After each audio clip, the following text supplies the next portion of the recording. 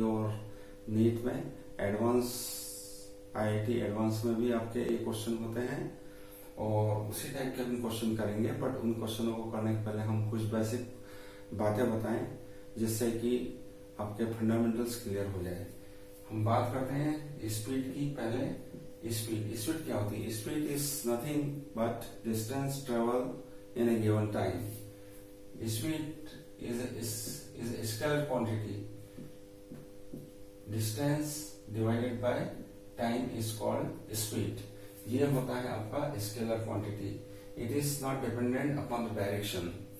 थोड़ा और इसको अच्छे बात करें, मान लो ये बॉडी है आपकी, if it moves in this direction, if ये बॉडी अगर मूव होके यहां तक चलती है, मान लो ये 10 सेकंड के अंदर से इन 10 seconds it covers this distance say 100 meters.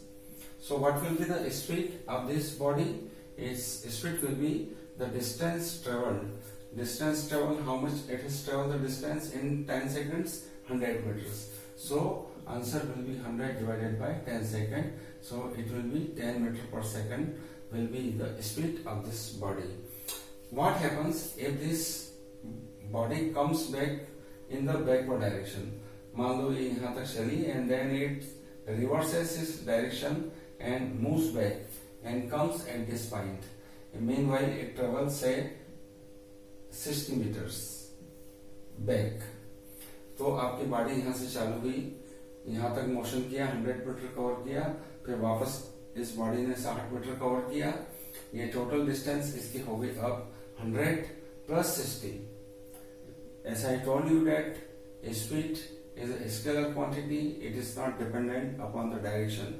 और तो ये इसको और ऐसे भी डिफाइन किया जा सकता है कि स्पीड इज नथिंग, आपका डिस्टेंस जो होता है it is nothing but the path length travel by the body.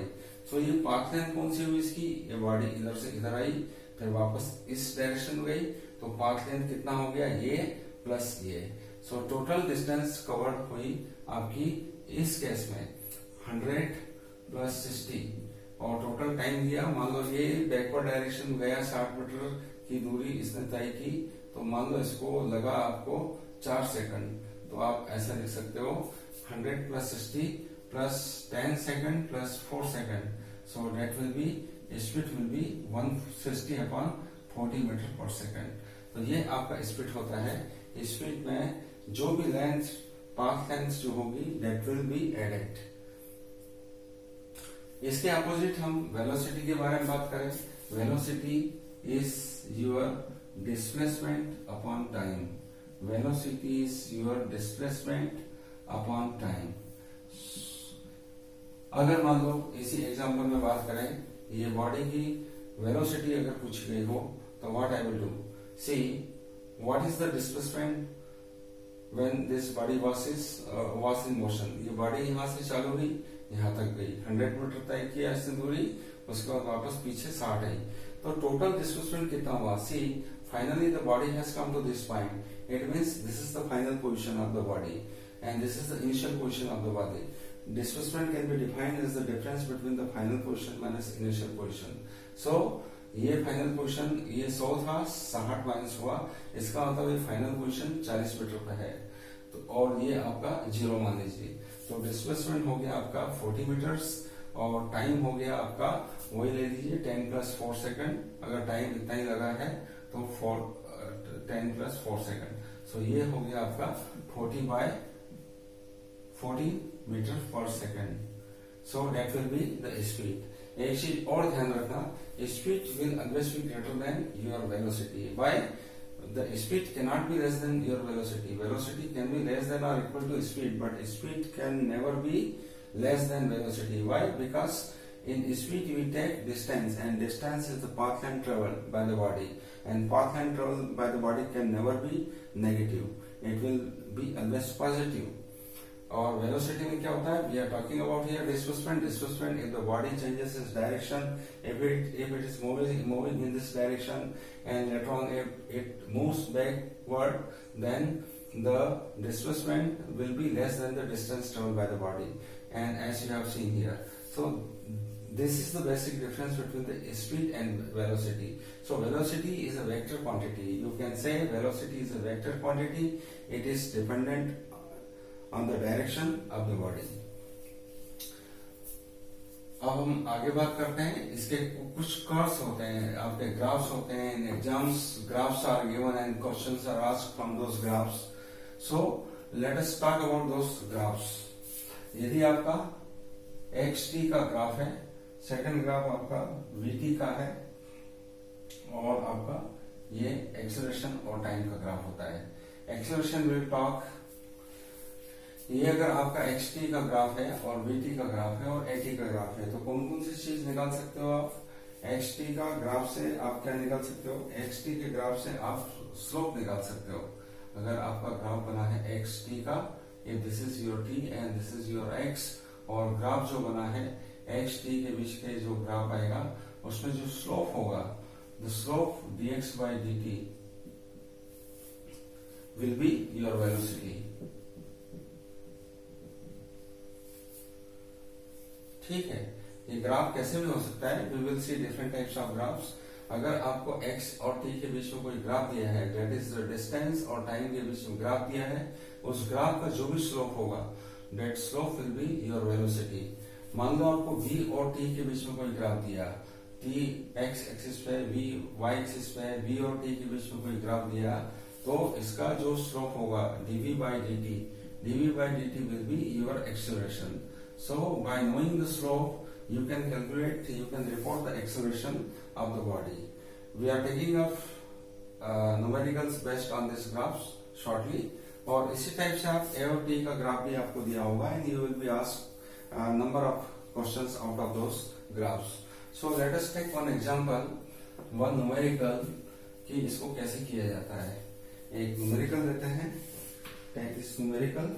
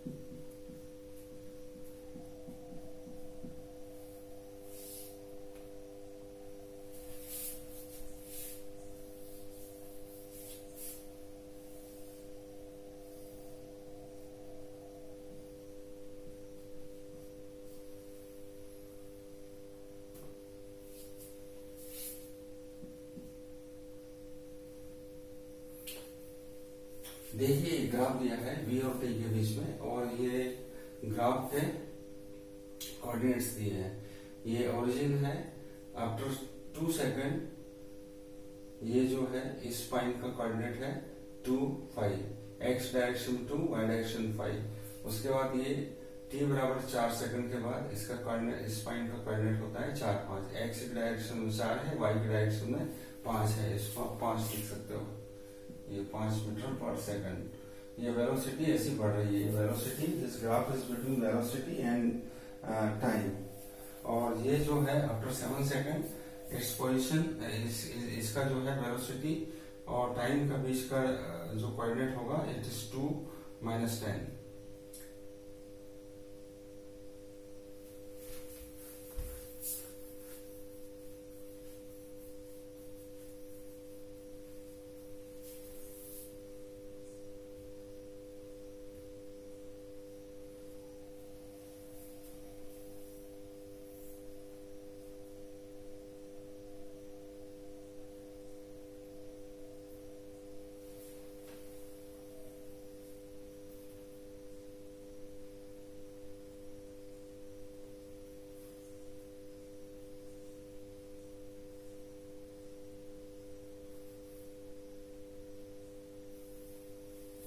It is not 2, it should be 7. The problem is because x is your 7, your time is up to 7 seconds, the x coordinate will be 7 and y coordinate will be -10. ये आपका y coordinate है -10. Now the question is acceleration at find. Your question is find acceleration at 1 second, 3 second and 5 seconds. आपको ये graph दिया है, इसमें आपको पूछा गया है find acceleration from this graph at time t equal to 1 second, time t is equal to 3 second, time 3 is equal to 5 second. So as I told you that if the velocity, if the graph is given between velocity and time, then the slope of that graph will give you the acceleration, because we know that what is the slope, dv by dt is called slope, and this dv by dt is nothing but your acceleration. It is nothing but your acceleration. So I want to find the acceleration when the time was 1 second. So 1 second will come somewhere in between 0 and 2. So ये वाला time मैंने choose किया है, इसको निकालना है. अब देखिए यहाँ ओरिजिन से इस पॉइंट तक इसकी एक ही लाइन जा रही है, and this line is inclined line and it is maintained in the same slope. So what I can do, I can find the slope of this line, and whatever be the slope of this line will be the acceleration of the body between 0 to 2, between time 0 to 2 seconds. So let us find the slope. What is the slope? This y 5 minus 0 और x को minus करते हैं हम 2 minus 0. The slope will be 2.5.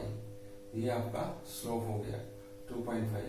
ये slope कैसे निकालते हैं? y2 minus y1 और x2 minus x1. ये x1 y1 x2 y2.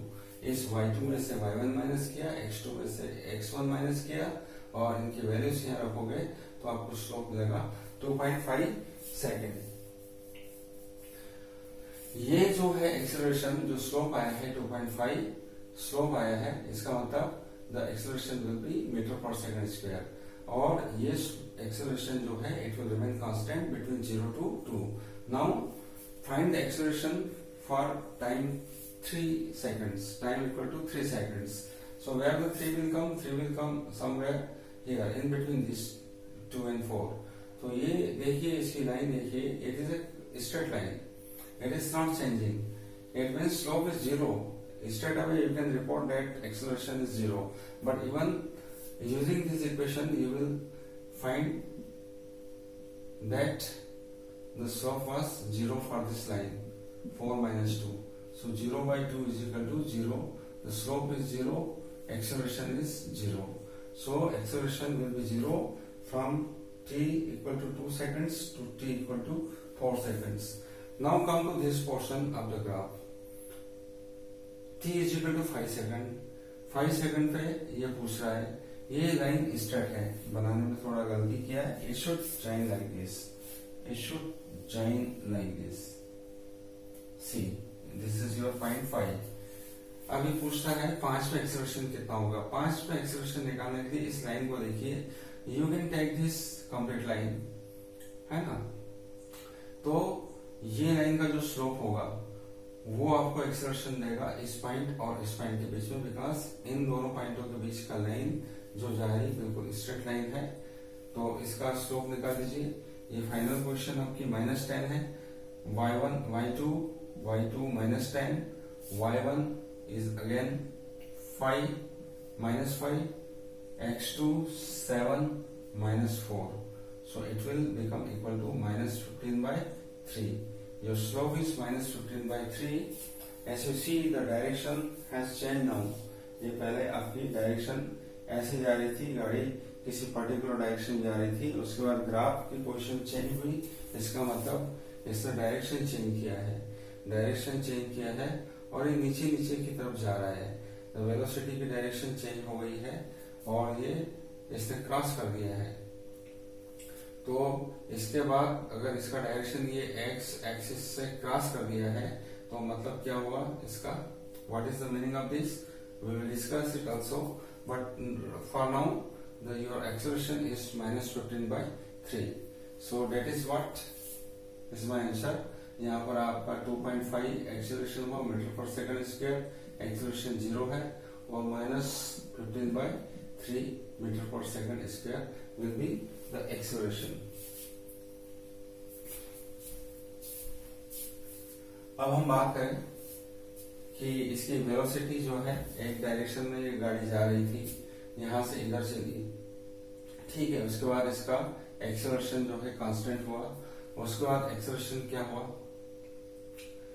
यहां तक ये पॉजिटिव टेरिटरी में था, उसके बाद ये नेगेटिव टेरिटरी में आ गया, एक्सेलरेशन नेगेटिव बना, अगर ये नेगेटिव आपका बन रहा है एक्सेलरेशन, इसका मतलब क्या हुआ, अगर आपका नेगेटिव एक्सेलरेशन होने लग गया है गाड़ी में, तो इसका मतलब यह हुआ कि retardation has come into picture, मतलब ब्रेक लगाने लगे हैं आप, रिटार्डेशन आने लगा है, रिटार्डेशन हो गया, it is retardation is just opposite of acceleration, ठीक है। दूसरा ये क्वेश्चन पूछता है, distance and displacement from t is equal to 0 to t is equal to 7। इस ग्राफ को देखते हुए ये बताइए कि इसमें डिस्प्लेसमेंट और डिस्टेंस कितना टाइम हुआ है। तो पहले हम डिस्टेंस की बात करें, अगर डिस्टेंस निकालना हो इस ग्राफ से तो कैसे निकालोगे, ऐसा आई टोल्ड यू दैट डिस्टेंस जो भी एरिया होता है v/t, अगर ग्राफ दिया है तो ये एरिया जो होता है, ग्राफ का जो एरिया होता है, that will give you the distance और डिस्प्लेसमेंट। याद रखना, जब डिस्टेंस के बारे में बात करें तो पॉजिटिव नेगेटिव नहीं देखना है, आपको टोटल जोड़ना है, because as I told you in distance, the distance is nothing but your path length, और पाथ लेंथ कभी भी नेगेटिव नहीं होगी। तो v और t के बीच का ग्राफ दिया हो और आपको डिस्टेंस निकालना हो तो क्या करिए, आप एरिया ग्राफ का निकाल लीजिए। इस ग्राफ का एरिया निकालोगे, देखो निकालते हैं एरिया, इस वाले पोर्शन को डिवाइड कर दो, 1 2 3 एंड 4, देयर आर 4 फिगर्स। तो आप फिगर नंबर 1 का एरिया निकालिए, इधर आप निकाल सकते हो फिगर नंबर 1 का एरिया, फिगर नंबर 1 का एरिया 1/2 इंटू ये कितना डिस्टेंस हो गया, 0 - 2, ये 2 सेकंड हो गया आपका, और ये जो हो गया 5, ये 2 से 2 कट गया आपका, ये 5 मीटर। दूसरा फिगर ये है, ये देखिए आपका, ये वर्टिकल डिस्टेंस इज 5 और ये हॉरिजॉन्टल डिस्टेंस 4, ये रेक्टेंगल है 2/5 का, vertical distance is 5 and horizontal distance और दिस ब्रेड्थ इज 4 - 2, सो ये हो गया आपका रेक्टेंगल का area 5 × 2 is equal to 10 metre.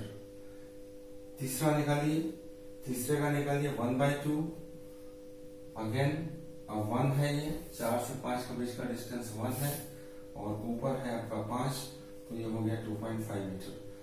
नीचे जाइए, डिस्टेंस 2 है और ये 10 है ना, distance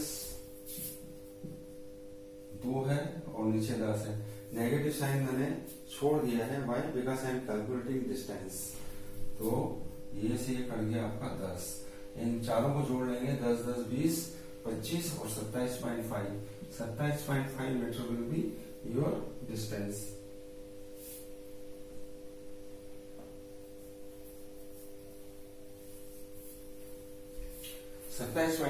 meters will be the distance covered by this particle, या जिसका भी ग्राफ दिया है उसका डिस्टेंस अगर निकालते हैं 27.5 आएगा। अब डिस्प्लेसमेंट निकालते हैं, डिस्प्लेसमेंट भी आप ऐसे ही निकालोगे, but in displacement what you have to keep in mind कि डिस्प्लेसमेंट जब निकालोगे तो negative area will have to be deducted from the positive area, you have to take the algebraic sum of the areas, different areas. ये positive area X axis के ऊपर है, negative area X axis के नीचे है, तो देखो हम तीनों को जोड़ लेते हैं, पॉजिटिव आपका कितना है 10 + 2.5, ये आपका एरिया तो यही रहेगा, it will not change because the parameters are same, और माइनस आप जोड़ लीजिए -10, तो -10 से 10 गया तो ये बचेगा आपका 7.5 मीटर आपका डिस्प्लेसमेंट हुआ। So displacement will be this 7.5 meter will be the displacement. If we talk about distance, it will be 27.5 meter. So that is the difference between the distance and displacement, and you can calculate from any graph given to you. Only thing you have to remember, while calculating distance, you need to take the total area. You need to take into account total area. I mean to say, you need to add each and every type of area, whether it be negative or positive. In case of displacement, you need to deduct negative area from the positive area.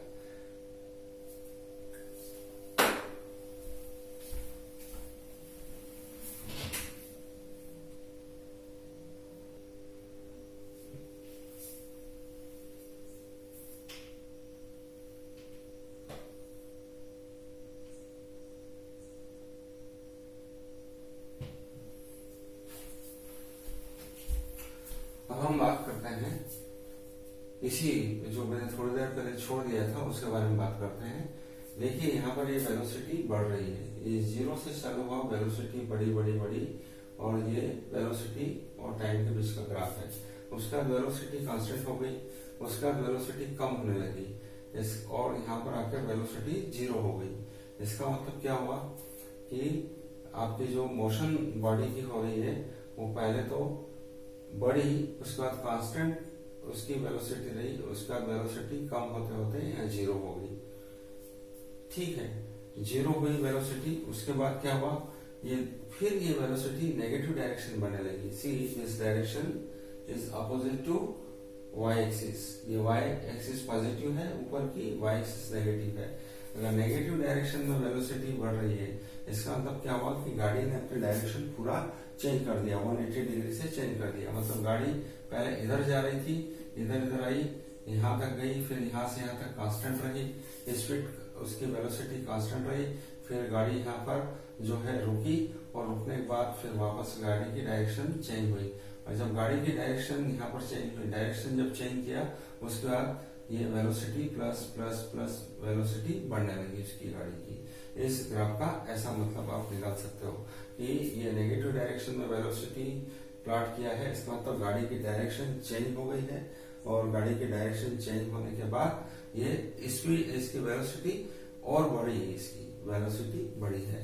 अब एक numerical करते हैं जो आपको PM पुराने exams में आया था, सीपीएमटी वगैरह जब 2013-12 में कुछ आया था, इसी टाइप का ग्राफ दिया है। That graph was given between acceleration and time T. ये क्वेश्चन ये था।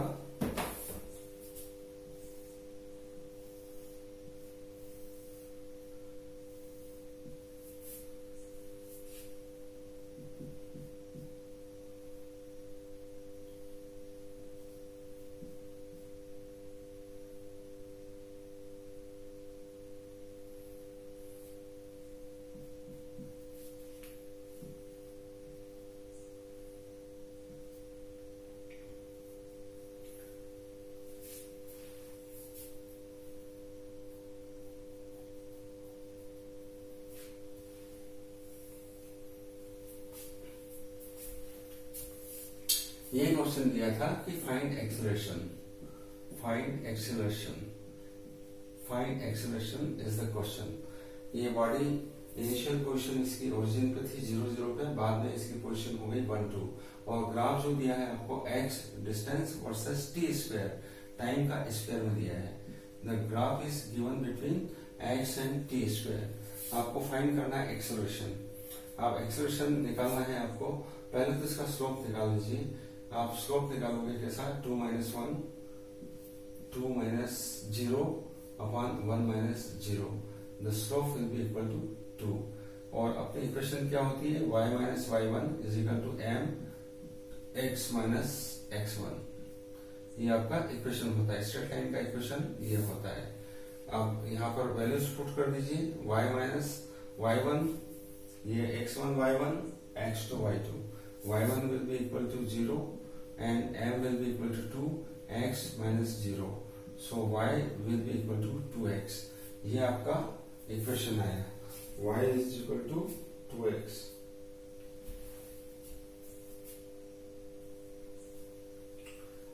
अब ध्यान रखिए कि ये जो इक्वेशंस थी इसमें इसको कुछ इंटरचेंजेस करना पड़ेगा। ये वाली जो इक्वेशन होती है y माइनस वाई वन और is equal to m minus X one, ये जब इक्वेशन बनाई थी हमने, जब ओरिजिनल बनती है तो हम x एक्सिस इधर लेते हैं और इधर y एक्सिस लेते हैं। अब यहाँ पर देखिए एक्सिस चेंज कर दिया इसने x की जगह क्या लिख दिया, टी स्क्वायर लिख दिया। So I would replace it by T square, और y की जगह क्या रखा है, मैं ये जो y है, ये जो y आपका है, y की जगह क्या रखा है इसने, x रखा है। सो माय इक्वेशन, ये y की जगह इसने x रख दिया, my equation will become equal to x is equal to 2t square. Why? Because ये जो स्ट्रेट लाइन इक्वेशन जो बनती है उसमें हम x को ऐसा लेते हैं, ये वाला जो एक्सिस होता है उसको x एक्सिस बोलते हैं, ये y एक्सिस बोलते हैं, और ये इक्वेशन इसके रिस्पेक्ट में है। अब यहाँ पर उसने एक्सिस चेंज कर दिया, इसने x एक्सिस को t स्क्वायर लिख दिया, y एक्सिस को x लिख दिया। तो मेरी जो इक्वेशन आई है उसके हिसाब से मैंने y और x को चेंज कर दिया है। y की जगह मैंने x लिख दिया है, जो और t स्क्वायर की जगह मैंने ये जो है x की जगह t स्क्वायर रख दिया। सो ये मेरा इक्वेशन आया है, x is equal to 2t square. अब इसने एक्सेलरेशन निकालने के लिए पूछा है। एक्सेलरेशन क्या होता है, देखो, acceleration is dv by dt is called acceleration।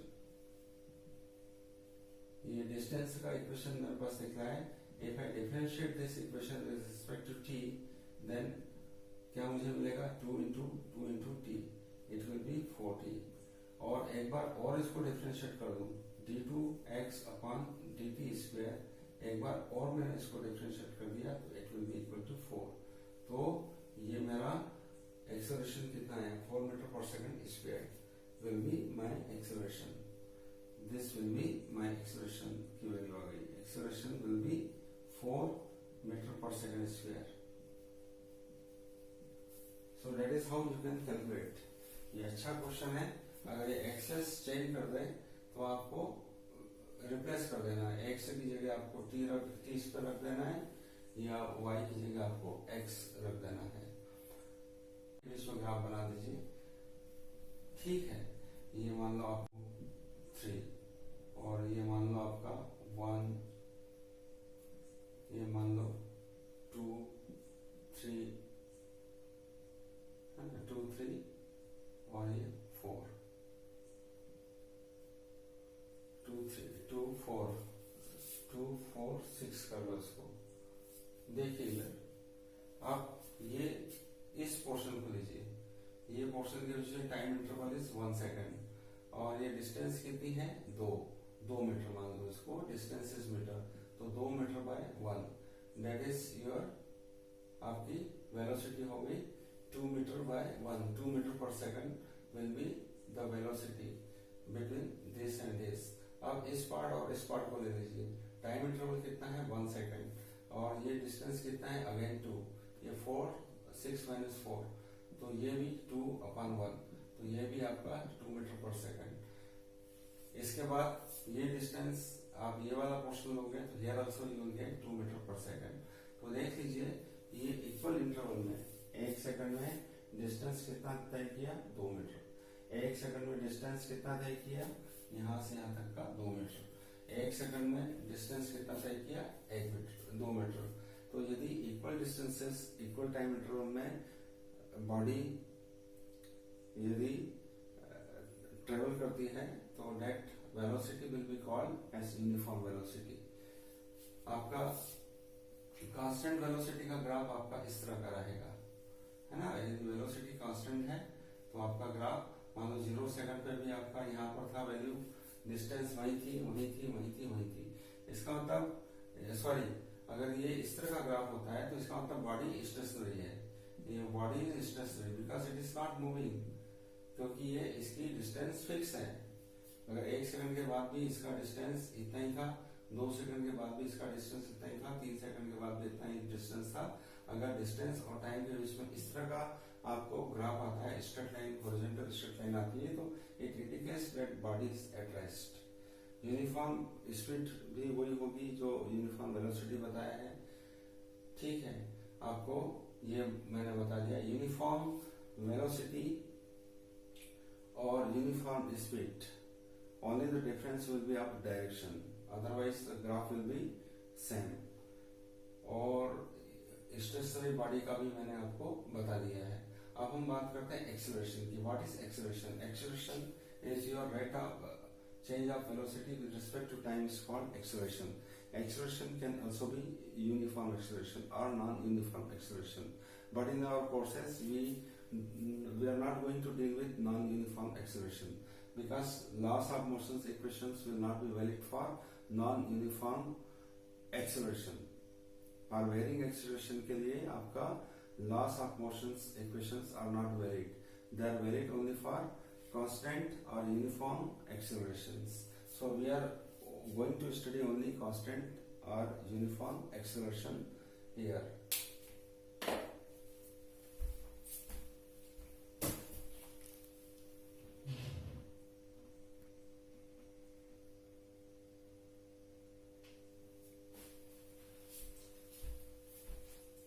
आइए हम देखते हैं kinematic equations of a body when it is moving with uniform acceleration. ये काइनेमेटिक इक्वेशंस हैं. काइनेमेटिक्स के बारे में हम थोड़ा बाद में डिस्कस करेंगे, बट फॉर नाउ काइनेमेटिक्स के बारे में आप इतना ही जान लें कि जो हम मोशन जो होती है किसी बॉडी की अगर मोशन होती है तो we are only interested in the motion. We want to know, we want to study the motion. We do not want to touch the agent causing that motion. हम उन एजेंटों के बारे में बात नहीं करेंगे जिसके कारण मोशन हो रही है. हमारा ध्यान केवल ये होगा कि मोशन की स्टडी करना है हमें, कि मोशन कहाँ से आया, कैसे आया, किसने पैदा किया, उससे मतलब नहीं. मोशन जो हो रही है हम उसकी स्टडी करते हैं काइनेमेटिक्स में. तो let us take this graph. It is plotted between V and T. The y-axis shows velocity and t-axis shows time. मान लो किसी पर्टिकुलर एक आपका ओरिजिन पे या किसी स्टार्ट पॉइंट पे बॉडी की वेलोसिटी v0 थी. Body was not at rest ना. It is not starting from the rest. It is coming from some other point and at a particular instant if its velocity was v0 and say after time t its velocity becomes v. So I have drawn this one horizontal line parallel to t so that I can form these two figures, one rectangle, one this. तो इसमें देखिए we have already discussed that कि area under the graph is your distance. If V and T graph is given, if the graph between V and T is given to you, then the area under the graph can be, area under the graph will be the distance. So distance here will be area under the graph. And what is the area under the graph? It is the area of this rectangle, this OACD, plus area of triangle ACB is the area of the triangle. So initial velocity of this at particular instant, particular time, if its velocity was v0 and its velocity at this instant when this was t, it was p, it was v. So the difference v minus v0 is written over here. So area of rectangle, what is this? The time duration from this point to this point is t, and this distance is your v0. So v0 into t is the area of this rectangle, and area of this triangle will be v minus v0, 1 by 2 into this height upon base. Base is again your t, v minus v0 upon t. Now you rearrange these terms. So what I have done here, I have brought this term ahead of this. So x is equal to, this is moved to this place, 1 by 2 v minus v0 t plus v0 t. Okay, and we know one thing, v is equal to v0 plus at. That is the rate of change of velocity. The change of velocity with respect to time is called acceleration. So v is equal to v0 plus at. ये इक्वेशन हमें मालूम है. इसको मैंने थोड़ा jumble किया, v minus V zero is equal to a t, ये मैंने टर्म निकाली है. अब देखिए इधर x की जगह हमने क्या लिखा है, इसकी जगह ये वाला जो टर्म लिखा है x is equal to v minus V zero by two into T, तो v माइनस वी जीरो की जगह मैं क्या लिख सकता हूँ 80। इस इक्वेशन में v माइनस वी जीरो की जगह मैंने ये 80 से रिप्लेस कर दिया, it becomes 80 into T upon 2 plus we zero T. सो x is equal to V zero T है ना, वी जीरो टी को इधर ले गया प्लस 80 स्क्वायर। ये आपका एक इक्वेशन बना है, ये काइनेमेटिक्स का एक इक्वेशन बना है कि distance is equal to initial velocity into time plus a into T square by 2। अब इसी के आगे चलते हैं कि ये जो इक्वेशन है, कौन सा वाला इक्वेशन, ये वाला इक्वेशन जो मैंने लिखा था, इसको मैं कैसे लिख सकता हूं। इसको मैंने ओपन किया, x is equal to V T, ये वी टी बाई टू इसको अलग लिख दिया, V zero T by two को यहां लिखा है और ये वी जीरो टू ऐसे लिखा हुआ है। अब देखिए इसको मैंने फिर से लिखा, x is equal to V T को ऐसे लिखा है और इन दोनों को सॉल्व किया। इसका वी जीरो ये पूरा है 1, ये हाफ गया तो v zero by two t, इसमें से टी कॉमन निकाला है तो v by two plus we zero by two, और इसमें से दो भी कॉमन आप नीचे निकाल लीजिए तो it becomes this. So what is this, it is the average of the initial and final velocity. v plus we zero by to is nothing but the average velocity between this point and this point. So I have replaced this v plus v0 by v bar into t. So v bar is the average velocity. अब यहाँ देखिए x is equal to v average into t. इसका मतलब ये जो displacement हुआ है, this displacement has taken place because of this average velocity. Mind well, this displacement has taken place because of this average velocity. Mind well, it is average velocity. Now we move further. We know that final velocity is equal to initial velocity. In some books or some journals, you might come across v equal to u plus at. So u is the initial velocity. Here I have taken v0. V is final velocity. No subscript here. Here I have added 0 subscript. It means initial velocity. V is equal to v0 plus at. यहाँ से मैंने t निकाला, v minus v0 by t. v minus v0 upon a. अब उसी equation पे जाते हैं x वाली इक्वेशन पे। उसकी इक्वेशन कौन सी है आपकी, नहीं इस पे नहीं जाते, कम टू दिस पॉइंट। ये x हमने अभी भी ट्राई किया, x is equal to v bar into t. अगर मैं यहाँ पर जो है t की वैल्यू रख दूं, ये x is equal to t की वैल्यू मैंने रखा है, t की वैल्यू कितनी है आपकी, ये v minus V zero by two, और v बार कितना होता है, एवरेज वेलोसिटी। ये average velocity v plus we zero by to रख दिया। t को मैंने यहाँ से निकाला, इस इक्वेशन से निकाला, यहाँ शिफ्ट किया, तो इसको सॉल्व करने के बाद I will get this equation, ये v plus a plus b और a माइनस b, तो a square minus b square, v square minus v zero square upon 2 है। सो इसको सॉल्व करने के बाद मैं ये तीसरा वाला इक्वेशन निकलता है, v square is equal to v zero square plus 2ax। यहाँ पर x आपका डिस्टेंस है, a आपका एक्सेलरेशन है, इनिशियल वेलोसिटी, फाइनल वेलोसिटी। सो ये तीन इक्वेशन आपकी हम अब मालूम हो गया आपको। ये पहली इक्वेशन थी, ये आपका थर्ड इक्वेशन है, ये आपका दूसरा इक्वेशन है। So all the three equations are known to you now.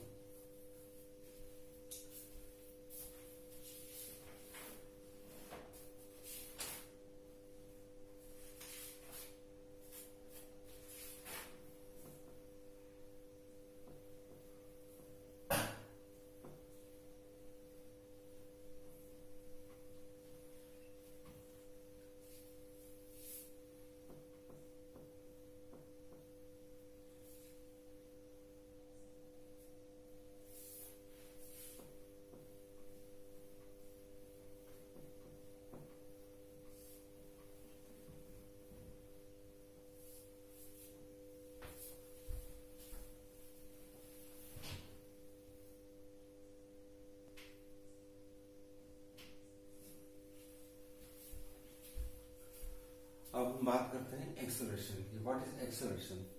Acceleration को हम कैसे डिफाइन किया था, rate of change of velocity with respect to time is called acceleration. थोड़ा मतलब बताता हूँ, एक्सेलरेशन का मतलब क्या होता है। एक्सेलरेशन का मतलब यह होता है किसी भी चीज को धकाना, किसी भी चीज को धकाना, डेट इज कॉल्ड एक्सेलरेशन। जैसे एक एग्जांपल लेते हैं कि let me we write the formula first. Acceleration is rate of change of velocity with respect to time is called acceleration. The acceleration again is your vector quantity because it will be direction dependent. Acceleration will always be direction dependent. और acceleration को मैंने define किया rate of change of velocity with respect to time, है ना. Time के ये आपका v2 minus v1, ये v1 आपका इनिशियल वेलोसिटी था, v2 आपका फाइनल वेलोसिटी है, और जितने भी टाइम में वेलोसिटी चेंज हुआ है it is called your acceleration. अब मान लीजिए एक एग्जाम कर लीजिए, आपको एक लाइव एग्जाम्पल देता हूँ. मान लो एक बॉडी, एक कार है, मान लो car is moving in this direction, car is moving towards east,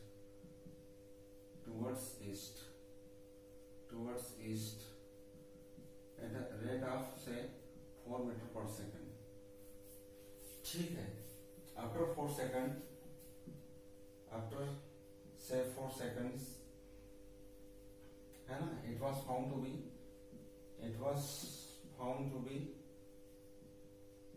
be moving towards north with an speed of say 8 metre per second. तो इसका एक्सेलरेशन क्या होगा, ये क्या करेगा. मान लो ये गाड़ी आपकी टुवर्ड्स नॉर्थ जा रही है, this vehicle is moving towards north, है ना, टुवर्ड्स ईस्ट, और ये 4 सेकंड के बाद ये गाड़ी मुझे यहाँ पर मिली, है ना. 4 सेकंड के बाद गाड़ी यहाँ पर मिली मुझे.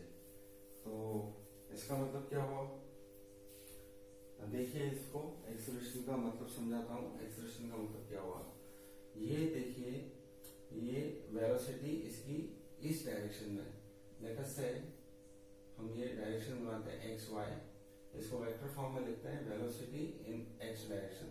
वेलोसिटी एक्स डायरेक्शन कितनी हो जाएगी, 4i cap. Velocity in the x direction will be equal to 4i. और इसकी वाई डायरेक्शन वेलोसिटी कितनी होगी, इस डायरेक्शन वेलोसिटी कितनी होगी, velocity in y direction will be equal to 8j cap. अब आपका इस फार्मूला में यूज करता हूं, what will be the change in the velocity, it will be 8j cap minus 4i cap. ये चेंज इन वेलोसिटी हो गया. आपका डायरेक्शन ये वाई इस तरफ गई है, इसको मैंने वाई एक्सिस मान लिया, इसको एक्स एक्सिस मान लिया, और ये एक्स एक्सिस माना है इसको मैंने, तो ये हुआ है इसका. ठीक है. So that is this your acceleration. और ये टाइम इंटरवल कितना, आफ्टर 4 सेकंड्स, इसको 4 से डिवाइड कर दिया मैंने. तो एक्सेलरेशन आपका कितना हो गया, 4 दूनी 8, 2j Kaif plus minus 2i Kaif, 1i Kaif. Your acceleration is this. It can be written like this also, minus 1i cap plus 2j cap. अब देखिए ये एक्सप्रेशन है, ऐसा कुछ समझ में नहीं आता है मुझे. अब मैं इसको प्लॉट करते हैं. ये i के साथ क्या है, 1 नेगेटिव, मैंने इसको प्लॉट किया है. ये 1 यूनिट नेगेटिव कर लिया मैंने, 1 यूनिट नेगेटिव कर लिया, और ये जो है j का आपका प्लस है, 2 यूनिट मैंने पॉजिटिव कर लिया. तो इसका रिजल्टेंट आपको कहाँ मिलेगा, इसका resultant will lie somewhere here. The resultant जो आएगा वो ये होगा, और रिजल्टेंट कितना होगा, 1 का स्क्वायर प्लस 2 का स्क्वायर. तो रिजल्टेंट होगा 4 plus 1, it will B √5. The resultant will be √5. ये जो एक्सेलरेशन होगा, द रिजल्टेंट विल बी √5. इसकी डायरेक्शन क्या है, ये देखो कि गाड़ी इसकी चेंज हुई, तो कुछ एक्सेलरेशन आया होगा तभी तो गाड़ी चेंज हुआ ना. ये क्या कर रहा है इसका, ये एक्सेलरेशन जो पैदा हुआ है, वही एक्सेलरेशन जो है ये गाड़ी को इस तरफ धका रहा है, इस तरफ धका रहा है. That is why the direction has change. है ना. तो इसका मतलब ये होता है. So that is the meaning of the acceleration. Acceleration means किसी भी चीज को धकेलना, and because of this force it is इस डायरेक्शन में इसको धकेल रहा है. तो that is how we can calculate. हम लोग वेक्टर के बारे में बात करेंगे। जस्ट मैंने एग्जाम्पल लिया है, but I will explain, I will make a video on